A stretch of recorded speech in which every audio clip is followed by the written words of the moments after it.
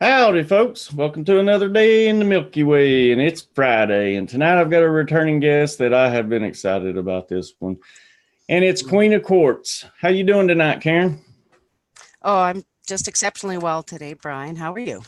I'm doing pretty good. We were talking a little bit before, and we've both definitely been busy, but you're going to talk about some of your adventures that you've been on, and I'm excited to hear about this. So, and I know everybody else will be too.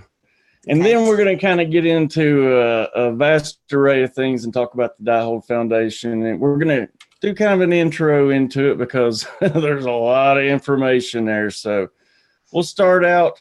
And first of all, let's just kind of talk about what you've been doing as of late. Okay.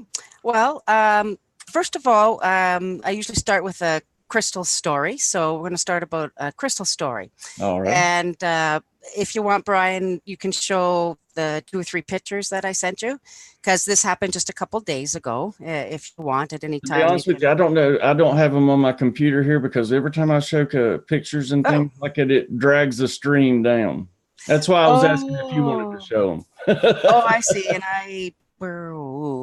let's see, what did I do with them? Oh, well, okay, I'll tell the story and I'll see about posting them after here, sending them. But they're just, as you know, they're beautiful mountain shots, right?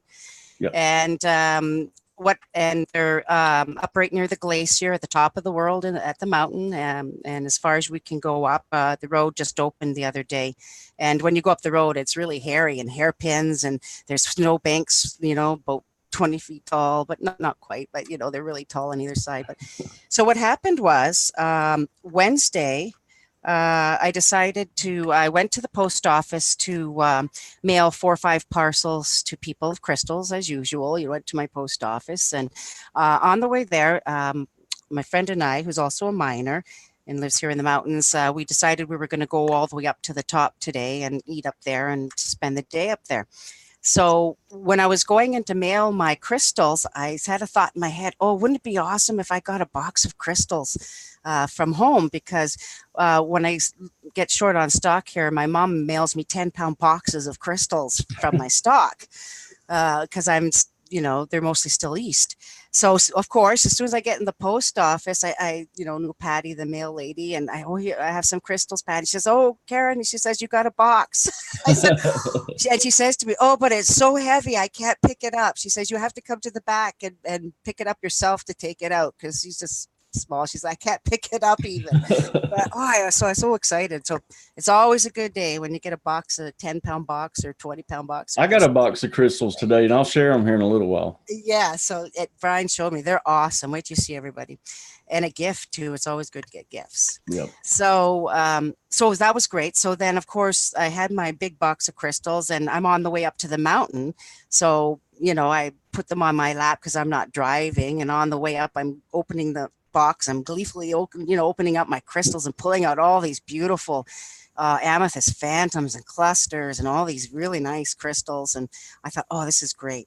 So we get to the top of the mountain, of course, all the way up, and we're in the snow, of course, right up to the top. And I have lots of footage and videos I'll post and things. So we're set up, and I there's a reason I brought the crystals, and I carefully picked out a selection and put them in the glacier snow, to charge all day at the top of the mountain under the sun. And I'll tell everybody they're gifts, and they're part of a project, and I'll tell about that after. Okay. So what happened then, there wasn't a lot of people that came up to the mountaintop that day to go, play in the snow and go as close to the glacier as you could. But there was a few people, but we were spending the time up there because we live there, and having a little fire and going to eat something, and had cold drinks. And so just waited for occasional person. Then all of a sudden, a man came up. He had ridden his motorcycle, and he came near us and was kind of paying attention to what, we were doing and looking around. And he was quite happy. And I noticed him, of course, and was watching. And all of a sudden he starts taking off his boots, and he says, so he starts talking to me. He says, I've been on a trip, and I've just come from the ocean. And he was actually on a quest, on his own. He left his family to go out and have some personal time. And his goal was to put his feet in the ocean and then drive the time where we are near the Pacific all the way up to the mountain, and then take off his boots and put his feet in the snow. And here I was to greet him, and it was quite a quest, and he was a really interesting man. And but the funny thing was, so then I said to him, I looked at him, I says, "Do you want a crystal?"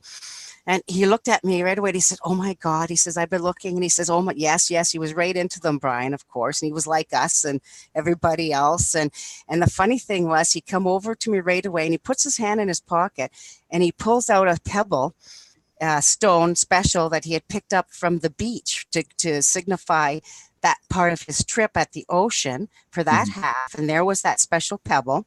And here I was on the other end to give him his crystal for his rock for the other part of this very special quest he was on. And I picked out a big white crystal double terminated point that we held it up, and it looked just like the glacier peak in the picture that I sent you of the mountain. And we talked for a long time and visited and shared stories, and really he understood the power of what happened in the crystals, and that it wasn't by coincidence or accident that I happened to be there exactly to greet him and give him his crystal of power, and it matched with the pebble. And we had such a great visit. And the picture I sent you of the man is him in the picture, the Jason. Okay. So, and he's standing in front of the mountain, right, with his thumb up. And that's the unexpected meeting then. That's the unexpected meeting. It's amazing how people are put into your life and how you cross paths. And like you said, it was meant to be today. Yeah, and it's a crystal story because, of course, I had my crystals. And that's not the rest of the story, of course, was in the picture. I also, the other one I had of all the other ones charging. And with everybody in chat. Oh, maybe first say hello. Who's in chat? Like, as far as we didn't say hello to the moderators. Hello, everybody, because I don't have chat up. All right, we got Desert Rose, Alex Fox, Shannon Kling. Let's see. Quantum Spirit. Oh, awesome. Rebecca Galactionoff. I never know how to say that. And there's Miss Delaney. Lila Star OA. Welcome. I don't think I've ever seen you here before. Oh no, that's my friend Daniel. Yes. Oh well, welcome, Daniel. Yeah, he's on Wayne's channel a lot, and he's very special, powerful person, and he assists me with a lot of scientific information and data and physics problems and math and things like that. That's what's going to blow people away. Like I said, most people just know you for sending crystals and stuff, but that's why I want people to know more about you, because you're a very complex minded person. I mean, from what I've gathered. I'm working on a fairly scientific structure, let's put it that way. Yeah. That uses my skills. But we can get into that another time. So that's who Dan is. Hi, Dan. Okay. And then we got Thothamon, Shannon Kling, Johan, Scratch, Amanda B, Danny D, David Knoll. All the good people are. There's Breaking Dawn. Yeah, I love Breaking Dawn. She's so good. Yeah. Jill Jarrett. Oh, there's Light Bright Ascension. Welcome, girl. It's good to see you. It's been a while. Tina Boo 123. Welcome. First time I've ever seen you here too. Welcome to the Soul family. Oh, good. All right, let's blow some minds.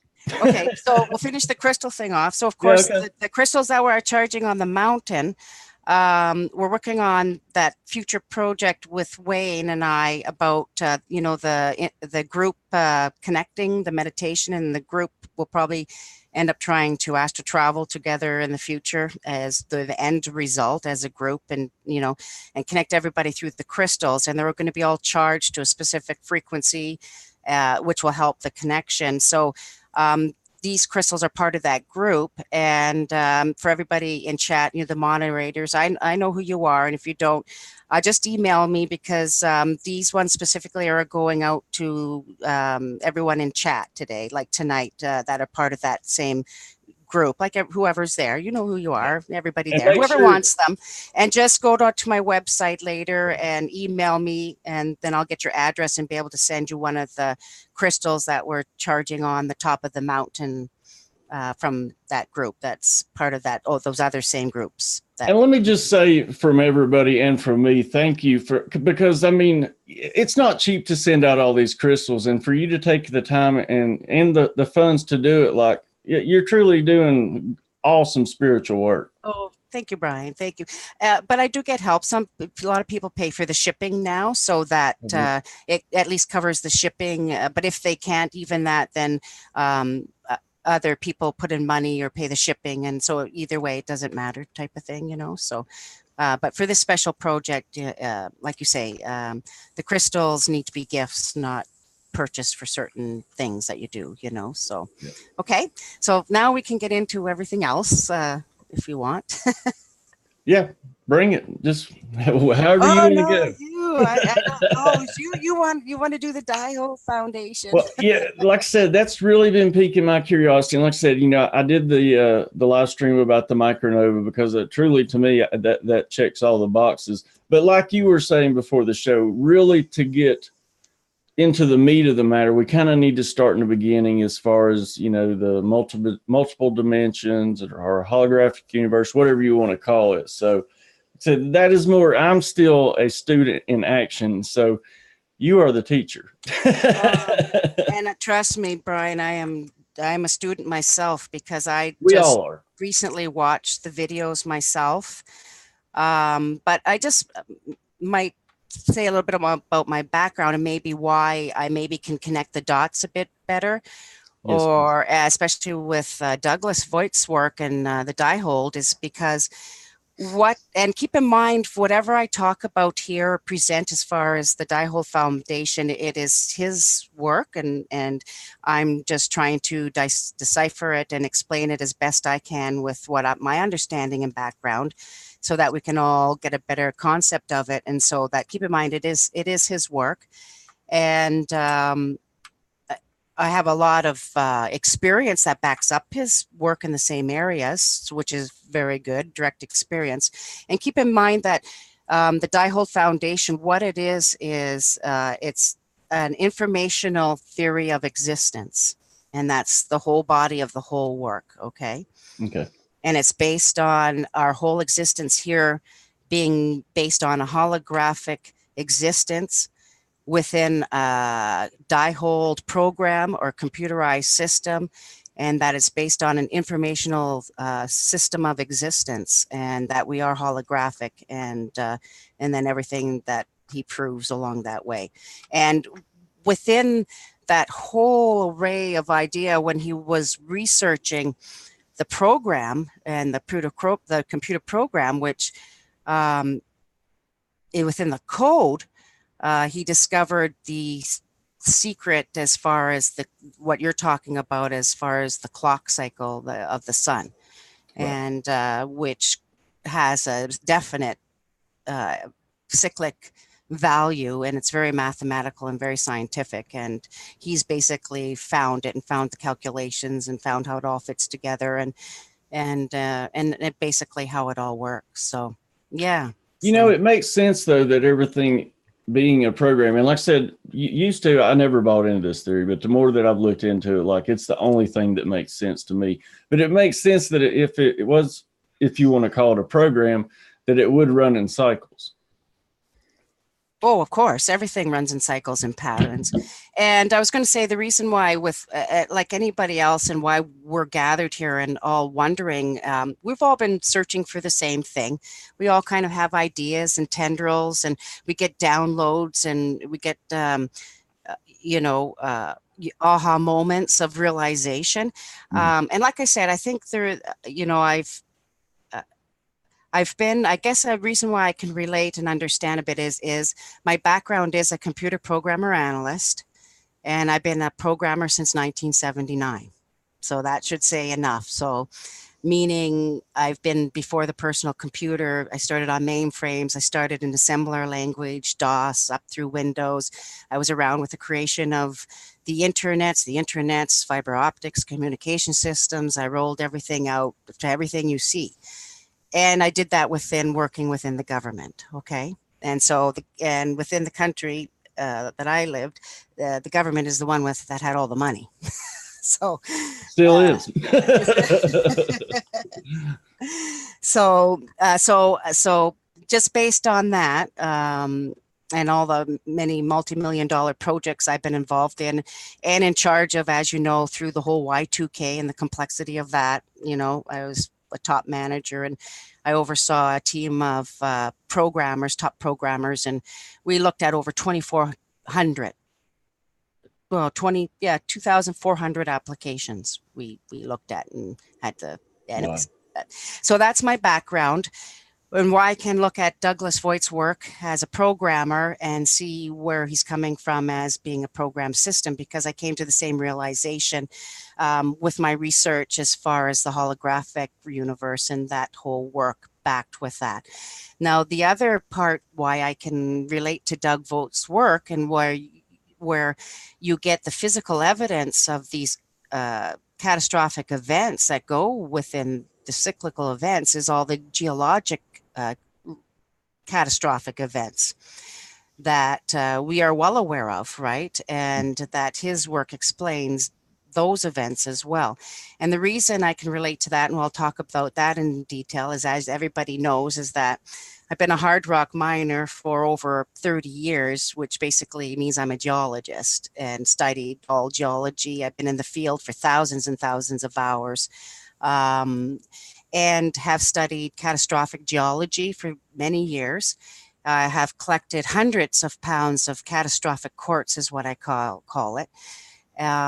So I've been involved in geology, the same like Douglas Voigt, who also had a gold claim up in the Yukon.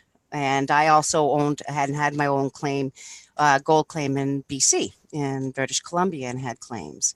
So I have the over 30, almost 40 years of geology like Douglas Voigt as well.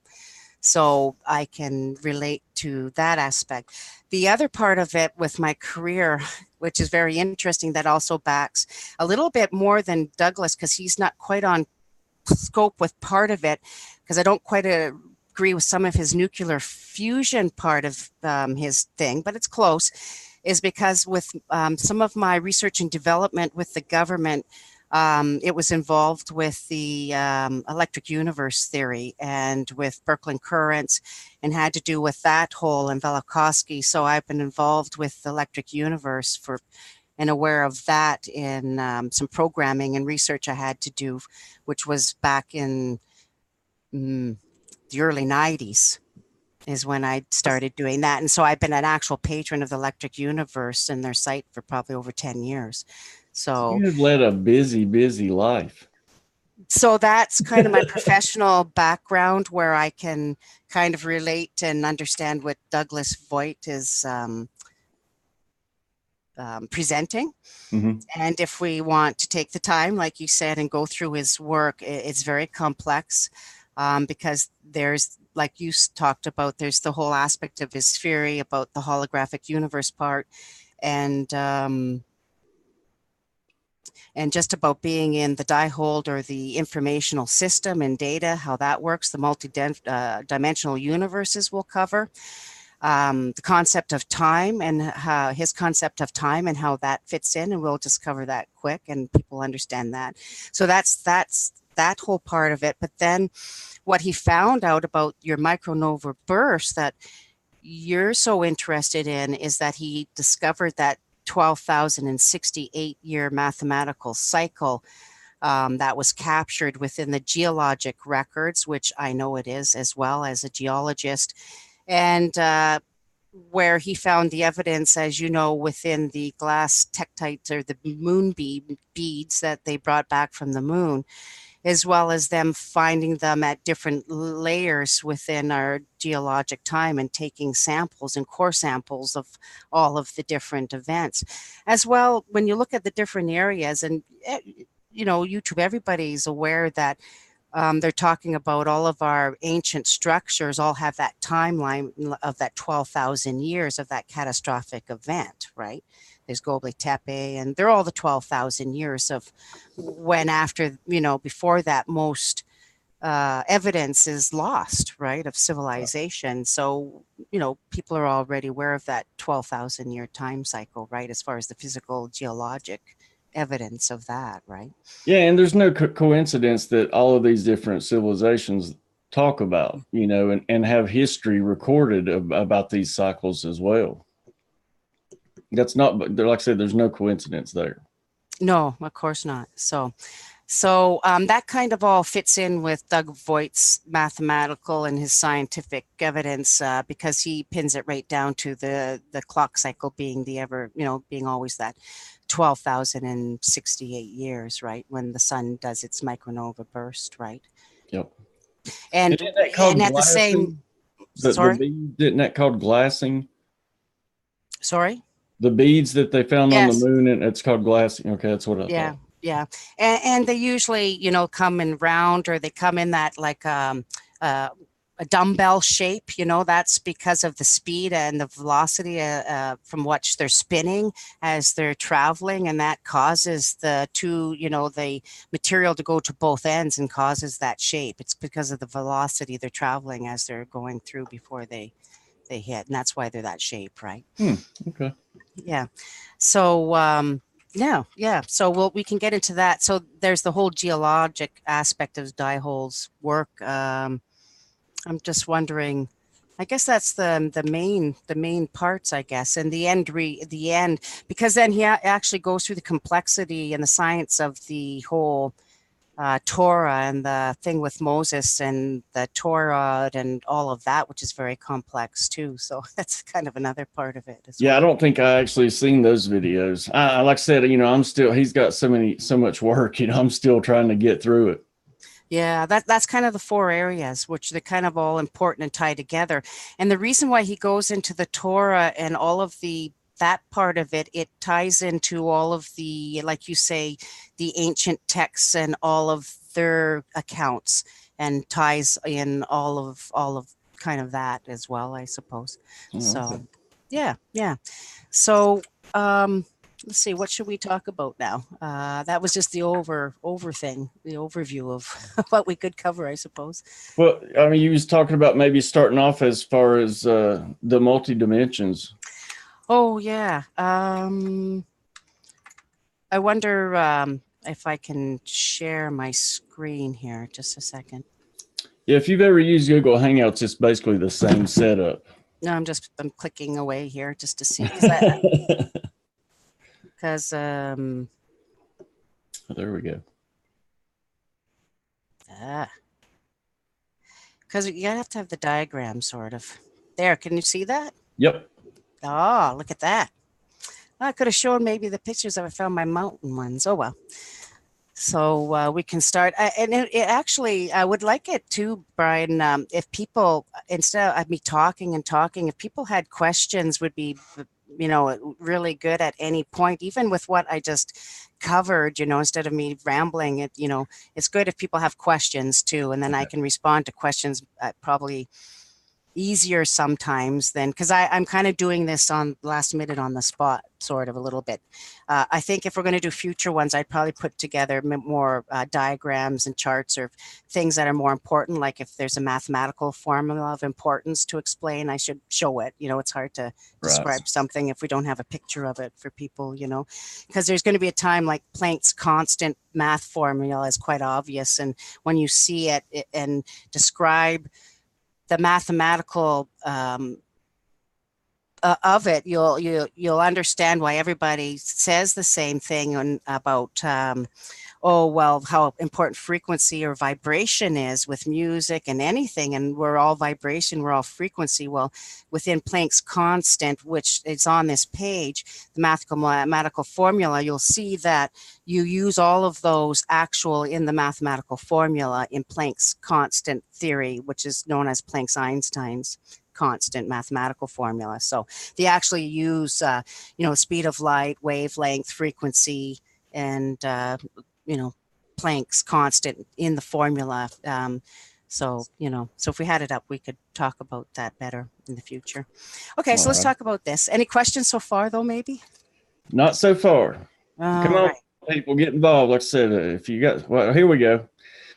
J.H. Armstrong says she has a question about the locations of the round and dumbbell-shaped stones are located besides the moon. So where are they located besides the moon as far as geographically here? They're actually scattered throughout the Earth. Um, there was actually a line. You have to get into when we get into what happens when the Earth does the pole reversal and when it slows and does its shift.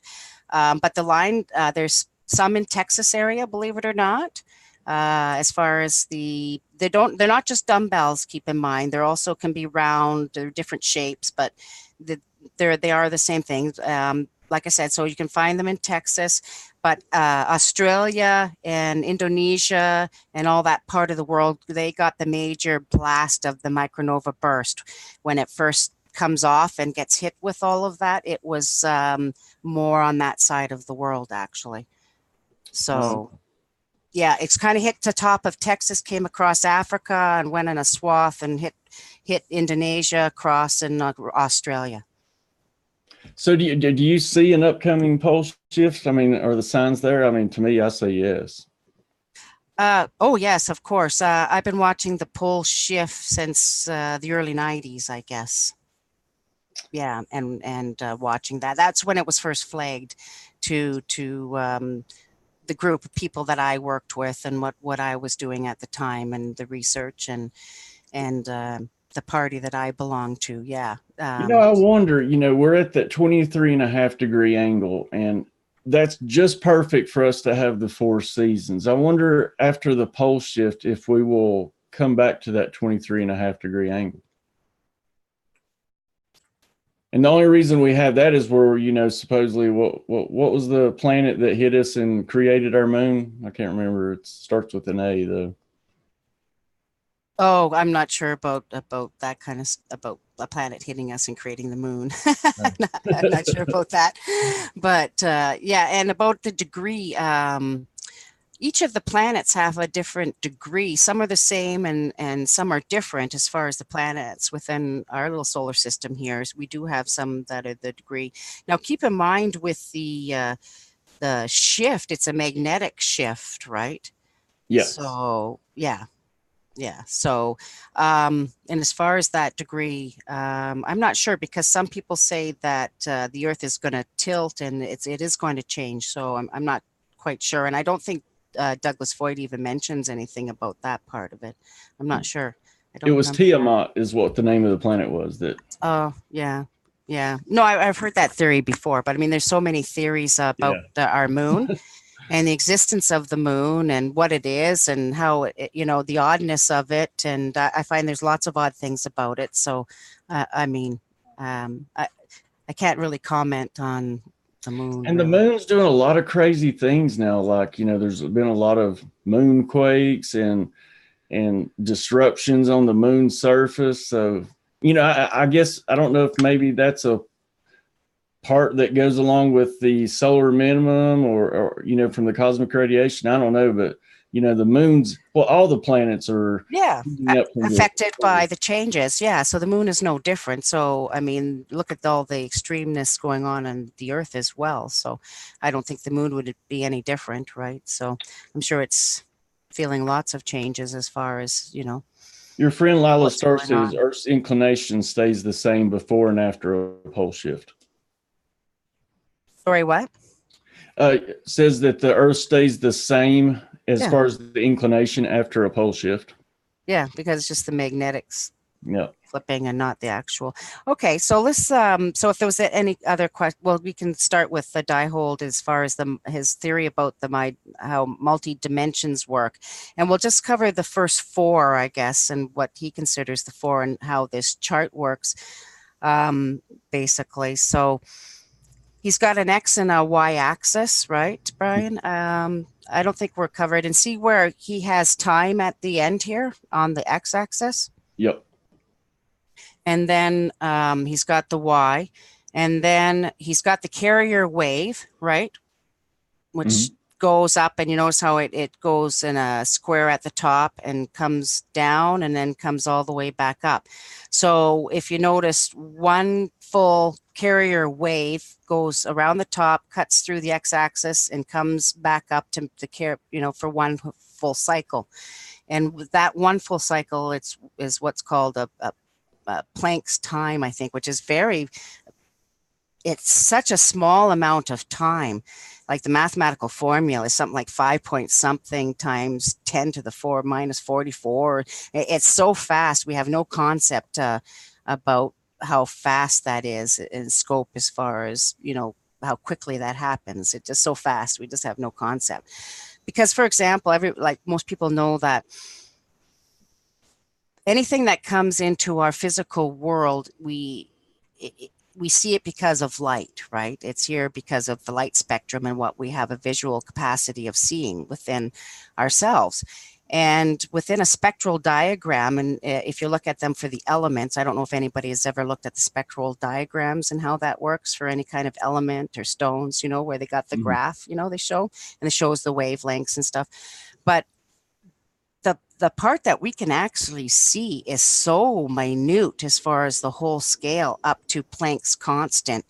It's so small, we have, and then you go to the waves, that the gamma waves and X-rays and all those that we can't even see. And Planck's constant is so far down on the scale about how fast that is, and we can't see it. So if everyone wants to see, just put that into YouTube and the spectral scale and look at that elements compared to Planck's constant, and it'd probably come up and show you the difference and how little that we can actually, as humans, visually see on this plane of existence, of what's the possibility of what's out there. So that's Planck's constant, basically. Let me see, how do I explain this? So basically what Doug Volt says, being in the information system, is that in the first dimension, where the energy or the information is held, or the data or the information comes from, it sits there. And then there's what's called the second dimension has a transition stage. And in the transition stage, this is where the data, I'll do kind of an analogy compared to our own computer systems now, because we do the same thing in this, scale, as above, so below type of thing. We create the same thing. But just like our technology today, and how we feed multiple lines or frequencies of data or information, right? And we feed that into a line or a feed or a fiber optics tube or a one line, right? And we squeeze all that information down into one, and then we break it out and demodulate it, just like in the old modems used to, and we demodulate it back out, and we break out all those frequencies again onto the other side, right? Mm-hmm. And they reformulate it on the other side. Well, it's the same way with his model, is that the information starts at that level. It goes through the transition of the second dimension, where it gets kind of to a fine point. And then at one point, when it gets enough energy, it breaks out of the x-axis, where you see that number, say 2 and 3, which is the neutron and the proton of the atoms. And there's enough energy that it bursts out to our reality, to the physical plane, off of the carrier wave, which is the information. And that x-axis, where the time exists, is basically our physical plane, where, actually, I think he thinks that the third plane, actually, the way he talked about it, is where the inanimate objects are, but they still come from that. And the fourth dimension is where he explains the fourth dimension as animate objects, like animals and us. So, yeah, so that's how he does it, I believe. I think. I have a quick question. Suji wants to know, is the carrier wave from source? Yes, because as far as Diehold is concerned, source is the information. Source is information. Source is data. Pure energy, data, information is source in all manifestations. And that source, or that information or data, goes through a transition stage, and then it's manifested onto the physical plane when there's enough energy with the carrier waves at certain points into the matter world. And that's definitely I guess how you could call it, source, because he says we're in a computer, so Okay. or a And, or a program, right? And right. I kind of agree. I'll say why, and I know I'm probably not explaining this as well as sometimes I probably could. I'm just trying to collect all my thoughts because I had so many. But it's just about the fact of time, which his kind of explains it because time isn't really a dimension. Um, we live in a holographic image or a three-dimensional plane of existence, and string theory does use the three dimensions: height, width, length, and then they also use time as a dimension, though. But I believe that time exists on all dimensions. Actually, it's um, it's one of the commonality things through each one, and with Diehold's work at being in the computer, how he figures time is actually the data transfer rate of the actual information, which makes sense. And that is why we feel that time is speeding up. Um, because if you look at even our networks nowadays, Brian, and why they want to push to 5G, okay, Mhm. we are replicating on the physical level, the actual computer program, okay, the image of it. That's why we're all on computers, we're all in the network, right? We're all connected um, within that computer program. And what's happening and what they found is and why they want implants and they want people to speed up. As you know, we get information by pictures, or 1,000 words or videos, and we can receive large amounts of information. But for us, a lot of times with the iPhones and iPads, you have to use your tooth thumbs and you have to type in messages back, to go back into the matrix or into the program. And so they want us to be able to upload and download the information a lot faster so that we can create more and more information and more data at a faster rate. And so that's why with the 5G, right, and with the implants, they want everybody it to be more like a telepathic thing where you have an image and it's created automatically. They're finding it too slow. They're finding it too slow connecting with us for that download and upload of the information. And that's why it needs to keep expanding. And that's why the implants and everything else. Wow. Because within Diehold's theory, and if we're in a computer, and if it is a program, and if it's information, right, and it would make sense that the more information that you can transfer at a higher rate or frequency, it would speed up or feel like it's speeding up, which it is. And it would feel like time is speeding up, which is true because our capacity as human beings to for information compared to in the past, come on, like, I mean, look at we're information hogs. It's all we do nowadays, right? Yeah. I mean, that's the whole idea of the whole internet, right? It's the information going around the world as fast as it can, uploading and downloading, and so once you can increase that rate of the speed or the transfer rate of the information, you're actually speeding up time. And so I think that with people, it's the same thing. The more energy that people have, okay, and the more power, you have the capacity of holding more information or transferring more information or knowledge, right? Knowledge is power, correct?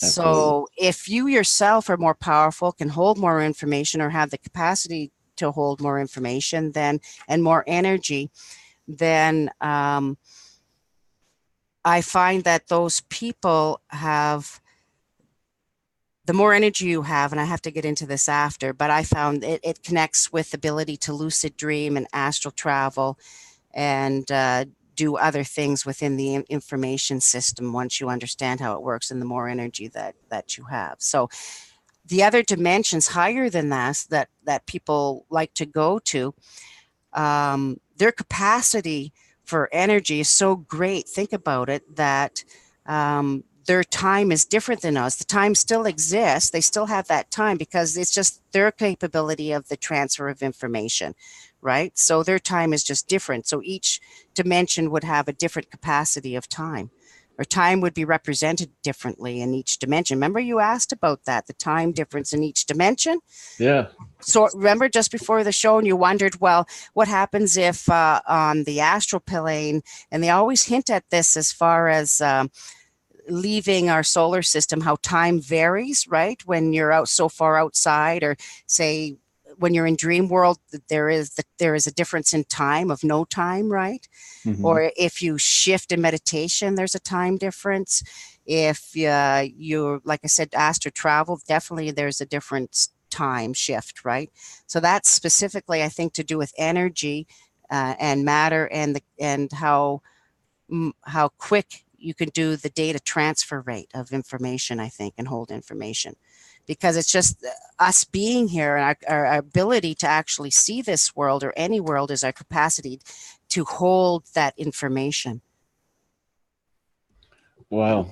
You're blowing my mind. Well, real quick, while we've got a pause, though, and I don't know if this ties into it, but Desert Rose was asking, what is your thoughts on the spiral theory, and does it tie into this? Spiral theory? Yep. Meaning the different patterns of the galaxies and how that works? I'm not really and sure. How most galaxies are spiral patterns, and fractals go into spiral patterns, and okay. That would be very important, and probably what she's getting into with that. And I would associate that with electric universe. And I would associate that with Birkeland currents and Z pinches and rotation and counter rotation and the spiral that's needed to create the power and energy for plasma discharges and all of that. So that's definitely your spiral type of theory. You know, you have to have your, if that's what she's talking about. That sounds good to me. Because you have to remember with electric universe, with the galaxies and everything, when you look at all their diagrams, their theory is not, depending which one you go with the spirals, they definitely to say how it works with the electric universe, electromagnetic theory, and how that works with the propulsions and the jets going out. And you got to remember how it creates the toroidal magnetic fields, right, within any mass, no matter if it's a planet or not. And then you've got your check point or check ring within the middle of that. And you see you have the like within our planet as well, you've got your north and your south magnetics, your poles. You've got your tetrahedron that comes to the middle in our planet. So that's why you've got your south and your north, and while you've got your spiral pattern going one direction in the north and going the opposite coming out the south, right, in your spiral. So that's needed to create power and energy. So that's part of the whole spiral theory, and that exists in every planet, star, anything that has magnetics, because you have to have that spiral. It's part of the magnetics of every planet or star. And you have to keep in mind, remember that magnetics is created by electricity, right? Right. Yeah, she was talking about. Does that about answer her question? Yeah, she was talking about the Fibonacci sequence, so you were spot on. Yeah. So that even sort of, so that sort of connects into, that's more like with the electric universe. So that part, I think I can connect with that one more. Yeah, and that's something else that I kind of have been delving into that's making more and more sense. It seems like the things that I discounted in the past is the things that like makes the most sense to me now. It's weird. Yeah. Was there anything I just sort of touched on time, but does that make sense about how time, why people would feel like time is speeding up? Because as we advance as a civilization within the matrix and within the ability to transfer rate to increase, it would speed up time, right? Things would come a lot quicker. Things happen quicker. Events happen quicker. Things manifest a lot quicker. It's because of our capability of the capacity of the amount of information we can handle at certain Well, physics. we're forced to process this information a lot quicker. So to me, it makes perfect sense. So I mean, yeah. So it definitely feels like it's speeding up time. Yeah, no doubt. Right. And I don't think time is a separate dimension either. Time exists on every dimension, right? And with each dimension's physics and their own capacity or ability to process information, or the rate or transfer rate of their information, it would dictate the rate or speed of their time frame. So I wonder if that means, well, no, never mind. Never mind.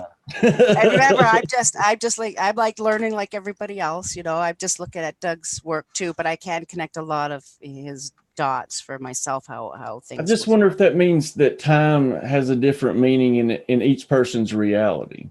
Of course it does. That's why, people use terms like Indian time, or you have different time frames when you go on vacation. Trust me, compared to your usual time frame when your everyday life, and then when you go on vacation and that time frame, and it doesn't seem like time's the same when you're on holidays. You ask anybody who goes on a trip or on holidays, right? Or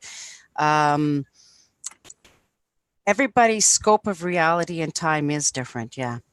And everybody's day is different, and how they process things and information and do things, yeah. I would say yes, definitely. Wow, that's amazing. I would say, yeah. Yeah. And people's capacity for how much they can do in a day. Think about it, Brian, too, right? So, I mean, that's directly related to how much energy people have, right? And again, with processing information up and down, and I think just even people's ability of what they accomplish has to do with that, and the time frame. See, so a person's what they can accomplish in a day compared to another person might vary completely, right? And their time frame of a day. And why do you get, like, a lot of people say, some days last forever, and sometimes go so quick, in a blink of an eye, but some events seem to drag on forever. So that's a change in time. When people go through horrendous, horrible things, sometimes they seem like they can last forever, right? It shifts time completely, each person's reality, I think. So that's why time's not really a separate dimension. It's time, something that fluctuates and changes with each person and their scope of time, and with the information within this program, like Doug says. That's why we can play with time, Brian. That's why it can be that's why it's, what time is it where you are? It's 10:47. Well, no, it's only 7:47 where I am. Yeah, see, that's a whole nother topic there. What do you I mean? guess it's relative to your reality then. Yeah, I think so. I think it's relative to your reality. Yeah. Yeah. And what you do during the day, and, what you spend your time doing during the day. I think it's all relative, right? And look how time's gone by here. Yeah. And sometimes, no, it's true. And you talk to people in their lives, and people, sometimes will say, well, they feel, life has flown by, or there's periods, where it just flown by. And I think of times where I find where life's been really slow. And for me, there's periods where it seems to go on forever. And, it's slow. I find some periods very slow. So it just depends, I think. Wow, this is amazing. And I'm really glad that we kind of started off with this, because, yeah, there's no way we could have jumped in halfway through without presenting this first. Yeah, there's probably more we should talk about, because I only covered his first four dimensions, and with that, we didn't talk about, this is how, like, his model creates the atom. The atom gets created where that 2 and the 3, and that's, like I said, the positive and the negative on that x-axis of how it blows out, he says, in the matter world, Well, if you don't care to go beyond an hour. it happens so fast, and then he gets into the distance for that one cycle between, say, that 2 and 4, where you get that one whole cycle. That's what's called, he calls that Planck time, or Planck's constant, between that two. And like I said, Planck's constant incorporates all of what we know in the formula. So it includes, energy, frequency, wavelength, and the speed of light. So that's all things that physicists use to describe our world and our universe. And so that's what he's describing here as well. So it uses all of those fields to create an atom and to burst out into our material world, or our matter world. So If you don't care to go beyond an hour, I'm game. And I actually have a question here too, or actually a okay. couple. The traveler says, "What if the convergence, as I call it, is the gathering of multi-dimension time get bigger, more complex? One adapts to the new proposition. Time is a relative to your understanding point." Exactly. That's what we were just talking about. We were just talking about time is relative to each person. Yeah. Each person is almost their own universe, if you think about it, and how all that works. So yes, exactly. Mm-hmm. And there is a convergent point if he's talking about and if everybody sticks with us through this series, and what you're talking about and what everybody's wondering about is the sun's micronova burst and the clock cycle and the end time and the 12,060 year out cycle, where it is the reset. And this is why we don't have any history beyond, captured. And this is probably what he's talking about, is the convergence. But keep in mind, that's probably the convergence of the physical world. But I think it will manifest in all levels in some capacity all the way up. So I'd have to think about, but that's what he's talking about, right? Yeah. Yep.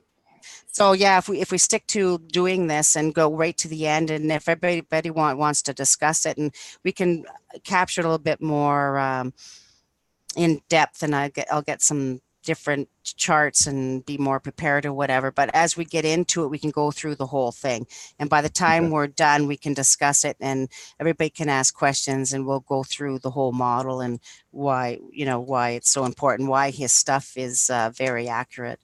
Yeah, we still got to do the crystals and everything. We still got to talk about that. Well, no, we did. Your crystals. Yeah, we got to show those. But as far, go ahead. And tell people how to get in touch with you as far as what we're going to be doing with the crystals. Oh, yeah, we can do that. Did anybody want anything or have any other questions just about so far of the model? Maybe I could answer that I can't think of off the top of my head right now. Or I don't know if they want to jump ahead to any of the other questions that you had, Brian. I'm not sure.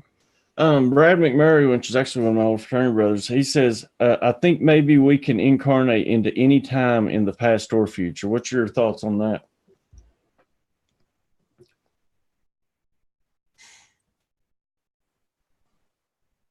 Okay. Well, okay. I got to think about that, because it depends what you mean by incarnate.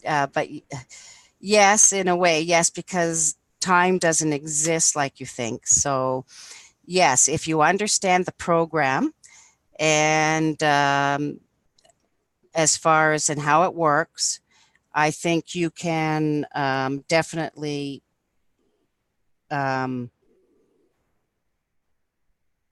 manifest at different time frames if you know how the time works. Just like astrology is used in the same model, because I've done astrology, for example, and that's what astrology is. It's just a way of, at the time of your birth, because that's what we can record, what's going on the earth and in the skies, so that you can use that as a pattern or a time sequence or cycle, the same way as Diehold, to actually predict the same cycles and events for the future, and predict things and create future events based on certain cycles and patterns and setups, because I've done it for sure. So, and it's just knowing a program too, because astrology is actually just a computer program as well. and mathematical and very scientific. And it's just a way of capturing, like Dihold and his matrix and his carrier waves, same thing of capturing patterns and cycles. So same thing. And so you can use that within our actual physical to predict and create your future. So yeah, if you have enough power and energy to get to certain levels and dimensions, because you would have different power and energy to be able to manifest on different timelines, because it just has to do with the rate, data transfer rate within different levels of energy or frequency. Okay. I actually have another question, Scratch, and this is a pretty good question. If the universe is expanding, how can you travel back in time? Doesn't seem possible. I'm not sure the universe is expanding. I'm not sure about that. Some people will say that it's actually retracting now. Yeah, I'm not sure about that.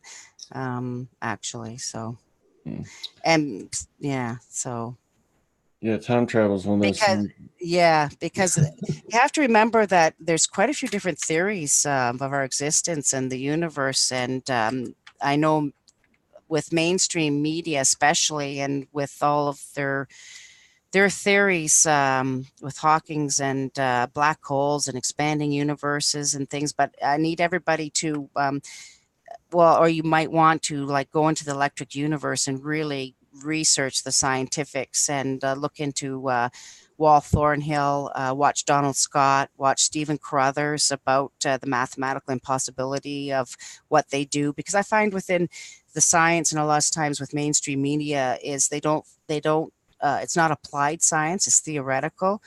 And what they've done is whenever they come across something that doesn't make sense or they can't explain, they just make something up. And that's why they've never been able to do the unified theory and just only get so far with string theory. And we can get into all of that after. It was so much for me today to think of. There's so much that I could say about all that. But it'll all come out as we go along on the journey, and we can research it and look into it. But that's why I don't want to comment on the expanding universe theory, because yeah, this is going to be a continued series, folks. It's not, maybe. So the person who said that if the universe is expanding, then how can we then, that would be correct, because I don't necessarily believe the universe is expanding like we think. Well, there we go. If that answers his question, so then I would say he was probably right, wouldn't he? Yeah. The person absolutely was right. Yeah. Was there anything else you want to include there before we kind of get to the crystal thing? No, I don't think so. I'll wait to crystals another time, but I want you to get out as far as what you and Wayne have been working on. And no, you should. Okay. And I just want to apologize to people. I know I could have explained it a bit better, I think, and we probably did in talks privately better. But as it comes out and people ask questions, I can formulate the answers better, and maybe I'll look into it a little bit more in between as well, and tie some more things in, and we can really get into the catastrophic geologic things and how that all ties in for sure. And I can even show samples and different things, and we can even look at maps, and I can show why as a large scale when I look at things and what I've seen and noticed as well. So, okay.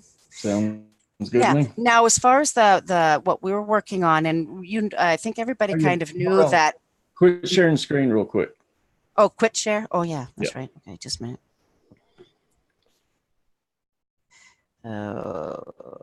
Yeah, because I think this is incredible what y'all are working on. And I can't wait to play a part in it.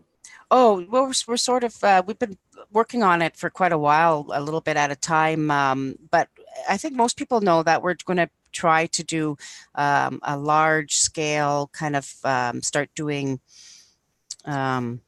meditations, or with Wayne's channel, we've been working on a lot about lucid dreaming and astral travel, and the use of crystals, and everybody's learning about that. And eventually we're going to connect everybody together, hopefully, with all the crystals. They'll be programmed the same frequency, and it'll just like the network, because remember, computers are crystals, and how we communicate, everything we do is with crystals, and how we do that.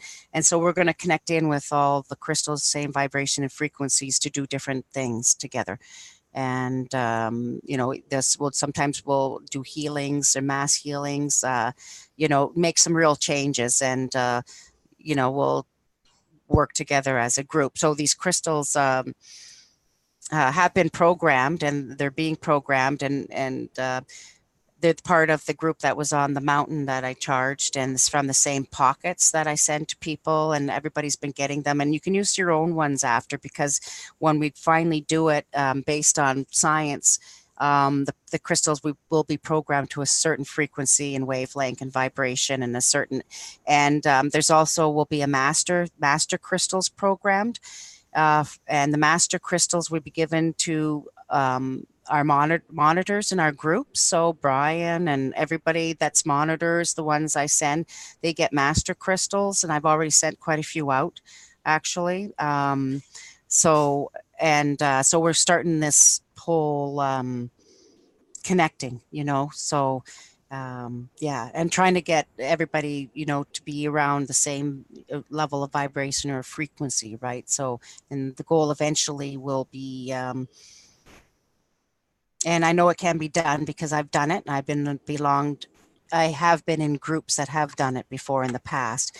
So maybe not in as large a group, but I think the times warrant a larger group may have to shift and move at a future point in time. But the whole goal is going to be to lucid dream and to meet on the other side of the veil as a group. And see, I've been saying this many travel. times, like the globalist, whatever, that's 1%, 2%, whatever. I've been wanting to get like a big gathering of people like that before, because like you said, the more people like that, the bigger ripple that we put in the wave. And I truly believe if we get the numbers that we can topple them and take it over and make this a better place. Mm-hmm. So it's a little more, yeah. So we're trying to make it, how would you say, a little more valid, or organized, and to get the power and energy all organized at the same time, and the same. And it's complicated too, and I'm working with other people, and but yeah, it definitely, it's like you say, Brian, to connect us all and focus the energy, I right? think we should get multiple channels to join in on this. Oh yeah, definitely. So it kind of is. It started kind of with Wayne, and then yours, and but I do see the overlap anyways between many channels, and there's probably Jeff and a few others, and there's Heidi, and there I could name lots of people, but I know all those people. That it's like Wayne said, there's so many people of power, empaths, healers, visionaries, just wonderful, powerful people in the group. And it's not by accident or coincidence that we're all attracted to and all going and spending all the same time on the same channels, the same material, same truths, looking for the same things. We all feel that something's coming, something's happening, things are speeding up, there's something going on. We're all trying to figure it out. And, so we're here, we're doing it. Yep. So, And we're making that wave. I got another yeah. question. Desert Rose wants to know, have you heard the heart has the most energy in the body? Well, the heart is your electrical pump. Like it is one of your main areas for electricity. What was her question? Is it the what? That the heart has the most energy in the body. Okay, energy. That's different than would I say the heart has the most energy in the body? No. No. No. What would you say has the most energy then? What has the most energy? Well, this is complicated because Is it it depends. just our spirit? Well, it depends. if you're talking about your physical body, but when I talk about my body, I talk about my whole body, including my energetic body. And my body, energetic body, is quite large, and your aura fields is an egg shape. Within our electrical system, we have what's called an assemblage point that moves around, that creates our reality and our perceptions. And some people get stuck, and we have open and closed systems. So within a person's energy system, which our auric system and astral is even more powerful, more important because of our holographic nature we're in and what this is. No, for a person that lucid dreams and astral travels a lot, and for myself, my most power comes from this, my solar plexus, and my energy tendrils that come out that connect me to the world, and that I do all my power from. All my So, power and energy comes from and where my move my assemblage point. so does that mean each person could be different then? Yeah, but it was kind of a funny question because, like, if you just look at the physical body, I mean, your heart is your electrical pump, and it does have a different frequency. All your organs and different parts of your body sort of have different frequencies, and that's why the chakras are different. Um, Now, keep in mind that a balanced person is somebody that all your chakras are open and all balanced and all energized the same, right? So, but if I think of a whole person as an energetic being, the most powerful point in your being is your solar plexus, or your central point in your tummy area where you actually feel everything, right? Right. Well, I that's mean, like most really. people don't know that we have just as many neural receptors in our heart and in our intestines than we have in our Yeah. brain. And our skin and, just our whole energy field. So, as a person of energy, I would say the most powerful part where the energy comes from, yeah, is your connection to the outer world through. And that's why, again, I'll say the reason why I say the solar plexus, and why people say where you feel anything, that's why you get nausea, that's why you're anxious in your stomach, that's where you feel everything, that's where the energy That comes gut in and out, feeling. that's why you get a gut feeling, that's where your emotions are. Don't tell me they're in your heart, at your pump. Yeah, Yeah. no, your heart, your pump. Yeah. Like, I mean, think about it, people. Like when you have a terrible event, when an animal dies, when anything happens, nothing, you don't feel nothing in your heart. It's your stomach. It's your Sure. solar plexus. It's in your middle that feels sick. That's where the energy is. Yeah, I mean, your heart is your electrical system, but and with the Dihole Foundation, we'll get into, when we get into the Torah and the toroidal field, and we get into the very scientifics of that 22 letter system, you'll see where that heart pattern comes from for sure. It's right there. He shows you where it is.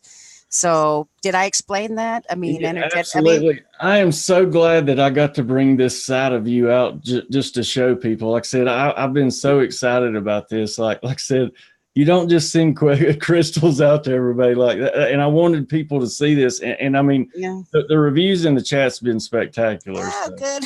yeah. But well, we really, this is the first, and I know it was a little disorganized, but yeah, we can really get into a lot of things if people want, for sure. And just as a debate and questions, and like I said, I don't know all the answers. I'm just learning everybody, and I'm just saying, like, this is somebody else's theory, but it makes sense to me as a programmer, and I do know how kind of things work. And as everybody knows, I've talked about it before, Brian, that I was involved, and the reason why I have direct experience with this, I was involved in a group, and it was called a warrior group for years. They're all on the other side. I'm the only one left of my group on this side. That's the way it is. We can talk about it as a Toltec warrior and part of that. And I was a dreamer, and I did in the group with two other crystal dreamers. We would meet on the astral plane and purposely meet, and I will get into how to do that because a lot of people had questions about that. I would meet these two other dreamers in lucid dreaming, and we would mine on the other side, create the crystals, mine them on the other plane, and then within the next 2 weeks, I was physically pulling them out of hydrothermal pockets on this side. Wow. That's amazing. I So mean, that's I don't know how much manifesting I in can tell action. people that. And because lots of people asked within Wayne's, because he had the one on the astral dreaming about, and the common questions, can you meet up with other people? Can you go, can you go places? Can you remember to go places? Can you do this? How is it? And I had to keep saying yes, yes, yes. It's all yes, So it just a matter of, and it all has to do with vibration and frequency and people's own personal power and energy levels to be able to do that. Mia brings up a pretty good point. She says, is there a spiritual reason most active YouTubers, even in these topics, are from the USA? I'm not from the USA, but I rarely come across people from other countries. I wonder, is there some spiritual reason? The only thing that I could think of is just more freedom of thought here, or, at least that's the way I've been raised to think. I don't know. That may not be true. Actually, what I found, because I've only just stepped out the last 6 months onto YouTube and decided to do this, and Wayne will say this as well, but believe it or not, it's very international. There's lots of people from all over the world that are part of our groups and subgroups. Mhm. I'm part of a subgroup out of Ireland that teaches crystal master classes. I'm co-teacher with another teacher, and we have students, which are very interesting. And we get into how to activate crystals and using Tesla coils and how to build them and build structures, and really testing crystals and how the energy works. And our students are from all over, and they're asking the same questions. We're talking about the same topics. My students are from Ireland, Austria, Germany, Belgium, Paris, New Zealand. They're from Indonesia, South Korea. I've been sending crystals. I could go on and on. So just the States? No, I send just as many crystals to the UK, to Wales, to Norway, to Denmark, Kingdom of Saudi. I wonder if it's just more a case of more access to the internet. As far as, because she said from what she has seen, online. How about just the sheer amount of population? How about the 330 million people that live in the States compared to other countries? So it just doesn't seem like there's as many. So they're always within, I find, the world within, especially the States and other larger. I mean, it always seems more just because of your sheer population. So of course it looks like there's so many, but when you proportion it, if you probably broke it down, proportionate, you took a small country or like Canada, which only has 30 million, and how many people are doing it, proportion population or the percentage of people looking into it is probably going to be similar. So if you look at it that way. Yeah, she said Europe is bigger than USA, but much less YouTubers. Like I said, I think it's more of just an access to, YouTube basically. Yeah, if you're talking about Europe, keep in mind Europe is larger, but I mean, each country is small and separate, and depending on each country's cultures and, different things. So, but you're right, their access and, and like you say, freedom and freedom of speech or people's freedom would vary per culture and what they feel like they can do. Their accesses would vary. You got to remember, in other countries, their access is limited or restricted, I would imagine. I think it varies throughout the world. So you're right. So I mean, we're lucky here in North America to have as much freedom as we do have, right? And to talk and speak. So, and not feel threatened by it yet. So, so definitely. And you're right there. I just find there is a large, very large number of people in the States that that are asking, right? And that want the truth and that are aware and, different things. And too, Brian, I guess you got to remember that here in the States too, you probably have, I find, access to a lot more things. I find, Yep. So it comes in too, remember, like we're receiving more information probably than a lot of people. So you would be like, that's just back to about the transfer and the data rate of information and the access. So if you're receiving more information, more varied information, and no restrictions, then you are going to be more awake or no more, right? Okay, I got another question from Raven Wolf Channels. She wants to know, ask if the Herkimer Diamond helps you to astral travel. And I'm kind of curious about that one because you sent me the Herkimer Diamond. And astral travel is something that I'm kind of experimenting with. Or is there any other crystals that would help? Yeah, the Herkimer Diamond, it's pretty good actually, but I find it's good for clarity, more so establishing clarity in your life and goals. It's good for opening your third eye. But I found for, believe it or not, astro traveling, I found my special ametrine the best actually. They're really rare. Um, the reason why they work so well is because it's a phantomed quartz crystal with layers of clear quartz, and then you have your amethyst quartz, and you have your layers of citrine and red quartz on the top. So it's a multi-leveled crystal. And what it does is it connects your lower chakras and your upper chakras because of the different elements in the crystal, and balances and opens them and connects them all together. And so with the clear to open your third eye, and the purple for healing, and it opens up your crown chakra, and then the citrine is for protection, and it takes any negative energy and turns it into positive, and it's a protection stone at the same time, which you need when you're out there, right? So well, that is a multifaceted stone. It's called an ametrine or a layered amethyst or phantom amethyst crystals. They're called. Look into that one. Well, I have them, so they're really rare. So you won't. I'm not sure where. So if anybody's interested, I do have them. I have.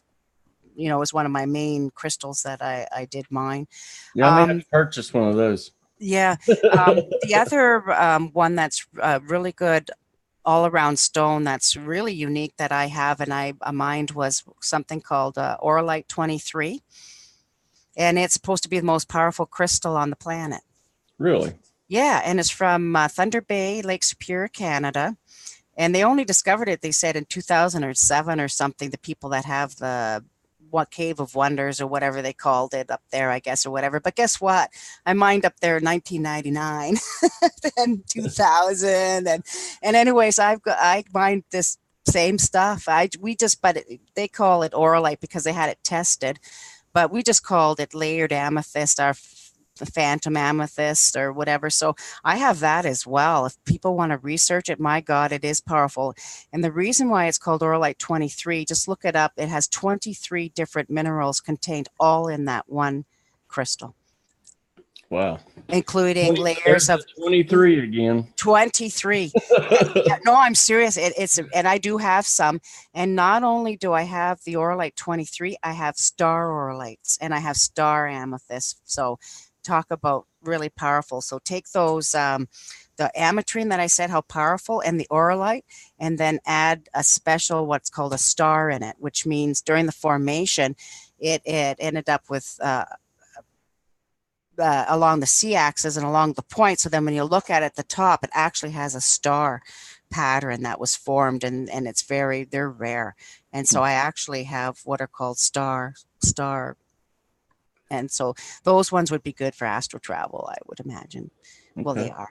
Now, for the other thing, astral travel that helps that with me too is, and I know people don't have the thing, but making a crystal circle, or you can make a circle with rocks and only have a crystal at the north, south, north and south, west and east points, and a protective circle, and making a circle so that that is really I've actually experimented with that one. That's one of the things I've tried. Yeah, for me, with having so much crystal, of course, I had a full crystal circle. It was huge, and I mean, I did most of my best astral traveling with. All you got to do is step out in your backyard, and you're surrounded. Wow, yeah, my several acres, yeah, the 5 tons. My place is glowing. My house. I can imagine. Now, I have another. This is an interesting question. Michelle Seymour wants to know: would you say that leaving the body is a very important step? Yes. Because see, I hear some people say that, oh no, you shouldn't astral travel, you shouldn't leave the body, then you show yourself and things like that. So No, no, okay. it is, yeah, it is important because we're just practicing that. Just practice for when you go to sleep every night. It's just practice for when you die and wake up. You were just it's the little death. What do you mean?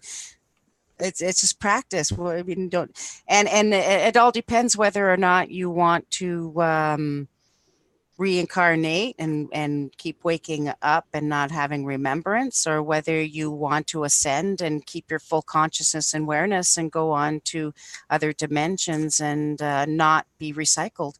So if you don't want to be recycled, you have to be practice lucid dreaming and astral traveling, waking up on the other side of the veil in full awareness and consciousness, like it's full reality on this side, so that the time of your death, you are in full awareness and full consciousness and have control on the other side and can choose, and you're used to being on the other side.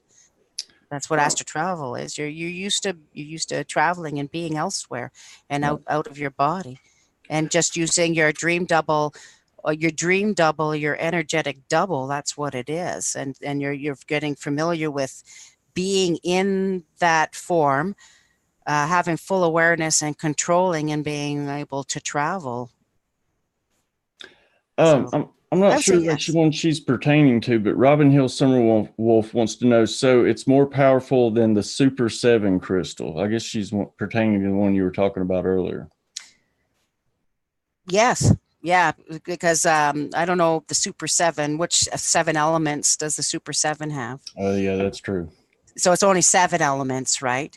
So yeah, so no, this one, just go on. This one is a new one discovered, like I said, and it's got 23 elements, and they're saying it's the most powerful crystal on the planet. I can see why, and especially with the elements and how they're in the phantoms up and everything that you would need, because when I'm working with the group out of Ireland, like I said, the crystal master classes, and everybody knows too with their argonite pyramids and all of that, and with the Tesla technology. Well, you've got gold in there and pyrite, metal, and copper sometimes for conductors and stuff, and then you've got your quartz crystal, and then they put whatever other crystals, calcites in their pyramids to try to make certain vibrations or frequencies. Well, that Orlite 23 has that all in there.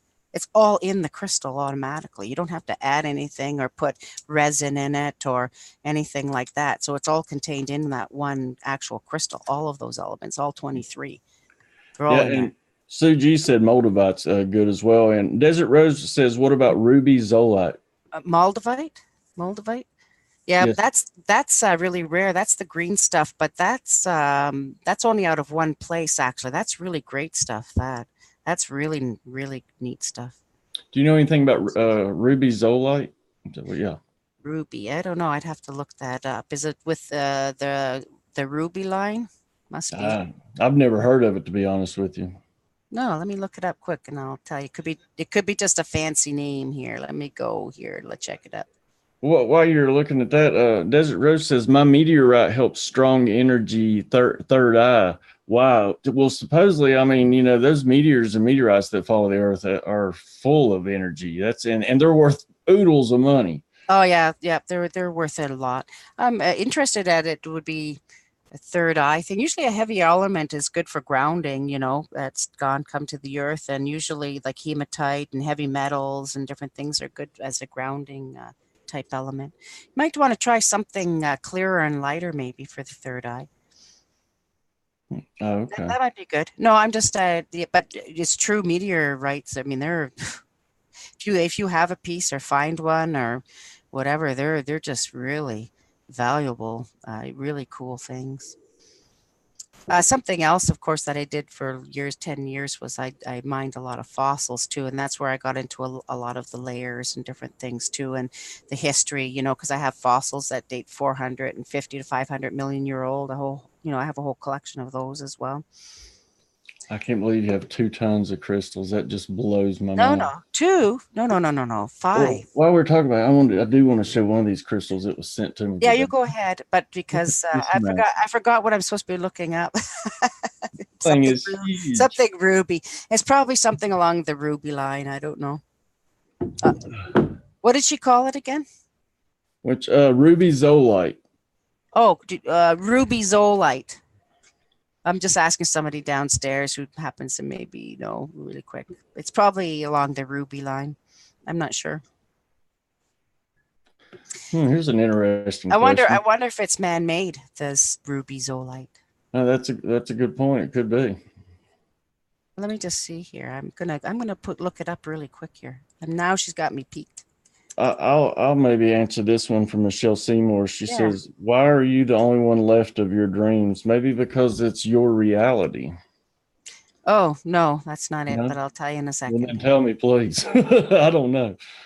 Oh, okay, let's go. I'll come back here. I was looking up the other thing because somebody asked me that before too. Oh, Oh, there really? I am back. Okay. Um, okay. Let's see, how long ago? Almost 30 years ago. Yeah, I belonged to a group of people. This is not part of my dreams. This was an actual group of people that I met, and we're from all various parts of the world. We were already awake and aware, like all of you are, 30 years ago. And in this group, we practiced, you'd have to look up Toltec, being a Mhm. Toltec warrior. You'd have to have read maybe Castaneda's work or Ruaz's Four Agreements, but that's kind of, yeah. But anyways, but I actually belonged to a group or a party, and we had the two leaders, which were older at the time, already in their 70s. In the group, there was four male dreamers, four female dreamers, a witness. I was one of the youngest in the group. I was very young at the time. Most of the people in my party were already in their 50s, 60s, and 70s. And I was instructed for years in this reality, in this physical plane of existence, as well as in the dream world where we'd meet. And I was instructed in classrooms and throughout the world with other dreamers through a series of training for years and years. And just before, in years leading up to 2012, most they were still there, but in the years they all decided to journey to the other side and stay on the other side when the time came. And I was left as a witness or part of our warrior party.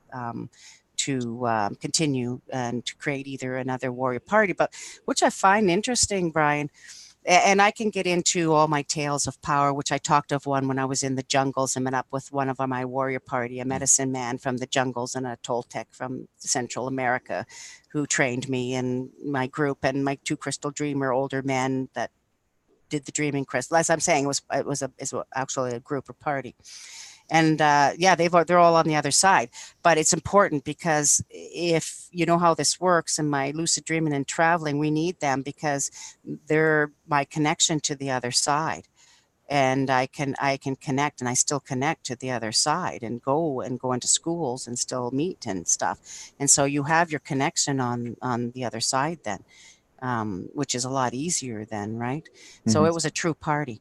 um, and it's interesting because what's developing, I do have another party developing, a warrior party of dreamers and stalkers. It's stalkers and dreamers you have in the party. And so I have another party that I'm forming, and I'm now the elder. But what I find interesting, and I just commented to one of the other dreamers or other people, several of them, is that I think something's happening, and Wayne knows as well. And that's why he's going through what he's doing, because we're at a period of time that I think that you no longer will be moving over as small groups and warrior groups or parties of 16 or 18 or whatever it is, that at some periods within our history during big catastrophic events, whole groups and larger populations of groups of people, I think, transitioned over at the same time to the veil during big catastrophic events. And they wonder why big groups of Mayans or people, disappeared or different things happened. So I think the time has come. And I think with our community, And what I see as far as the power and what's manifesting is that I think there's the ability, and what's coming up is for a large group here of people to travel together and go journeying back and forth to the other side instead of the smaller group. I'm loving it. Questions just keep rolling in. And this is what I've been striving for, people. I love it when you ask the questions. Yeah, me too. I just don't like talking for nothing. Johan wants to know why carnelian was so important to the Egyptians. And a second part of that question, Blue Star asks, and also the pools of Mercury. Oh, carnelian. Boy, that's a red stone. Bloodstone, red, carnelian. Yeah.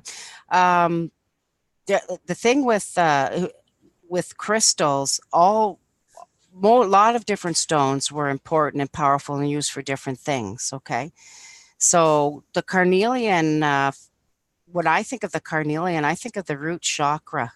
I think of the red, the base, survival instincts. Without opening up your root chakra and your base chakra to begin with, and dealing with your flight or fear or flight instinct, that fight or flight and that survival, I think it's really important. But that's what I think for the carnelian. I think it's something to do with, your base root chakra system and dealing with that, I think. Staying grounded then. No, not staying grounded. Opening it up. Oh, okay. Activating it, that red, like opening it up so that the energy can become an open system instead of a closed system, meaning that you can have the energy come up from the bottom of your feet and travel up through that first chakra, to the ground where we connect to with our feet, right? Like a conduit.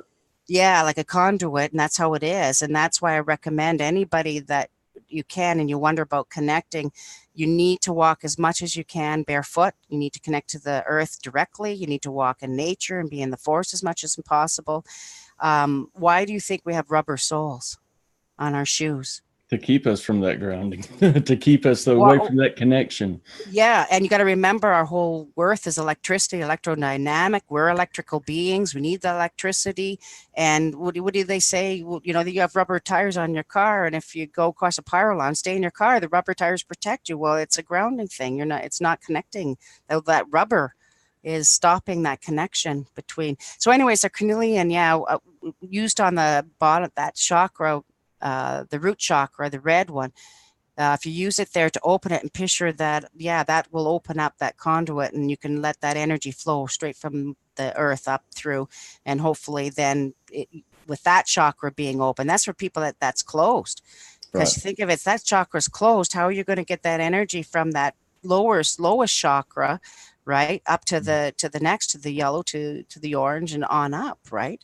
Now, some people, it's really interesting, Brian, but I do find some people are split in half, believe it or not. And some people have their lower chakras blocked and some upper chakras open, and they know how to have the energy come from the top of the head down from the top and come in from their crown and come down to their throat or maybe as far as their heart, but then they're blocked from the lower chakras down. So, and they're having problems with reality, physical life, work, health, like I said, survival, all their survival things, right? Those lower three chakras have to do with all your physical earth things, really, so that's the red carnelian would really work with that.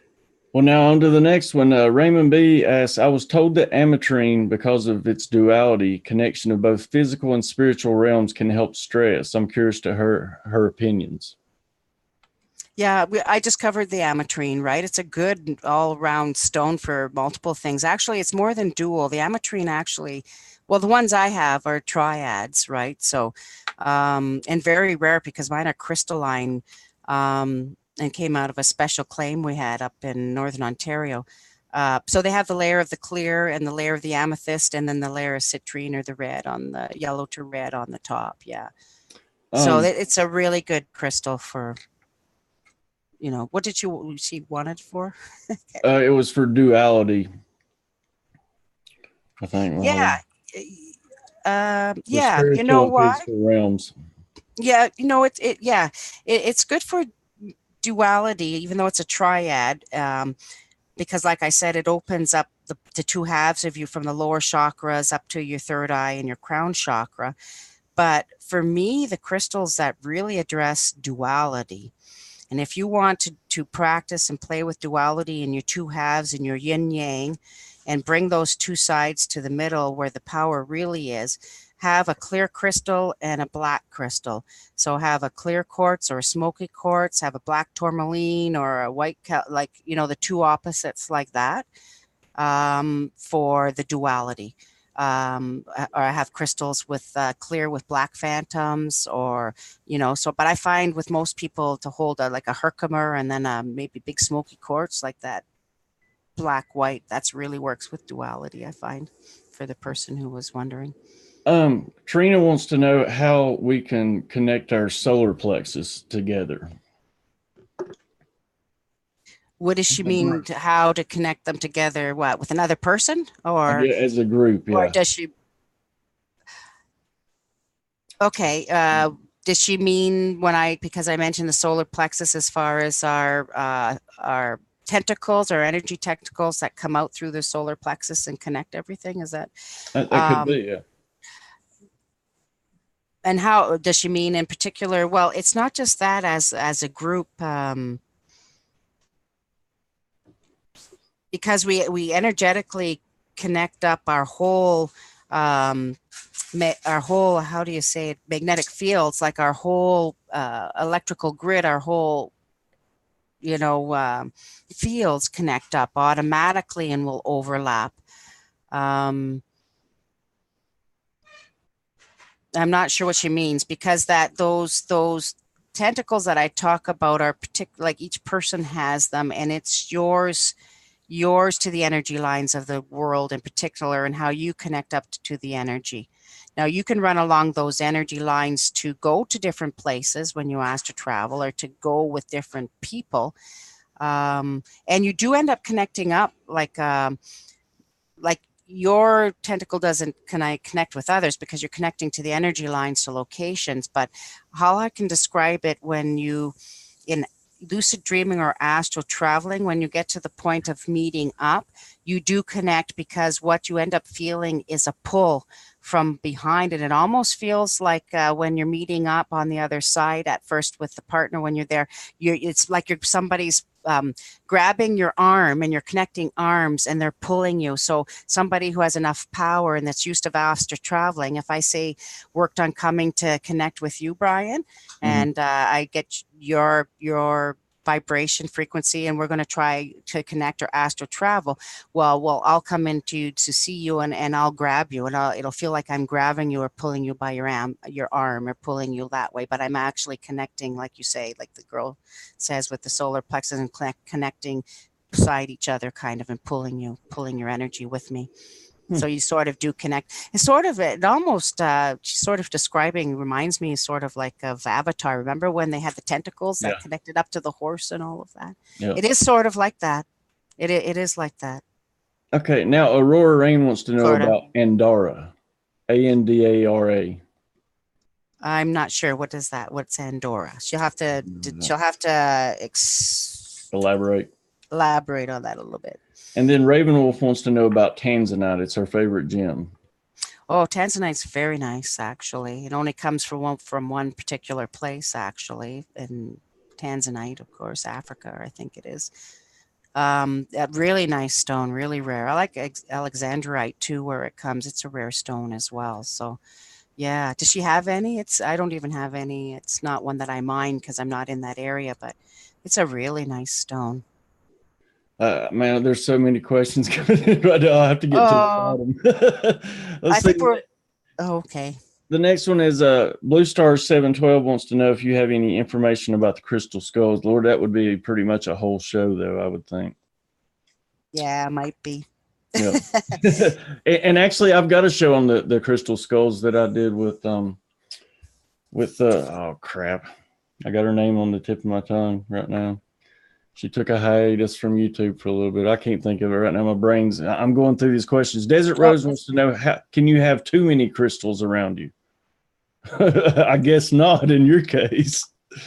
Somebody, no, but you know what? Somebody did ask me that once, how come I had so many, and I couldn't really answer it, except they came to me and they kept coming to me in dreams and opening. I just, yeah, I don't know. They were gifts, and I loved them all, and each one's unique. And but Brian, I did honestly know that they were to be given out in the future and to be shared and to be used. You know what I mean? And I was just a holder of them, as I have been throughout history. I'm the record keeper, the crystal holder, crystal programmer.